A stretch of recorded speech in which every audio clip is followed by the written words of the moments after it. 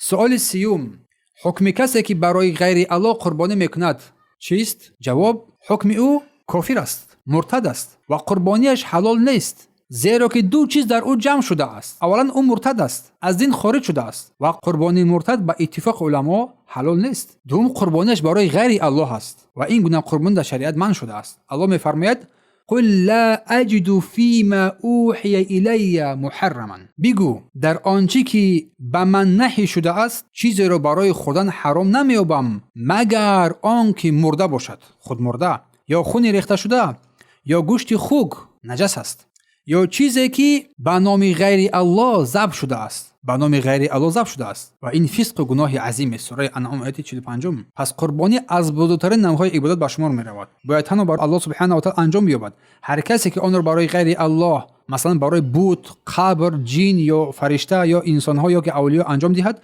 پس شرک به الله آورده است، پس مشرک شده است، کافر شده است و این شخص از دین بیرون گشته است. پس از همین رو قربانی تنها درست و صحیح می‌گردد که با اخلاص از برای الله انجام داده شود. این آیه کریمه دلیل‌های شرعی و حکم‌های اصلی دین اسلام است. می‌فهماند که حرام است قربانی از برای غیر الله، باید قربانی تنها از برای الله قرار بگیرد. پس عبادت تنها از برای اطاعت و فرمانبرداری او طبق سنت او قرار بگیرد. حتی در مسئله خورد و خوراک هم باید ما مسائل دین را، شریعت را رعایت نماییم. این مثال نشان می‌دهد که دین اسلام نه تنها عبادت است بلکه تمام امور زندگی انسان را در بر می‌گیرد. ایمان و اطاعت به از الله سبحانه و تعالی و دوری از طاغوت و فرمانبرداری کامل از شریعت او صلی الله علیه و سلم.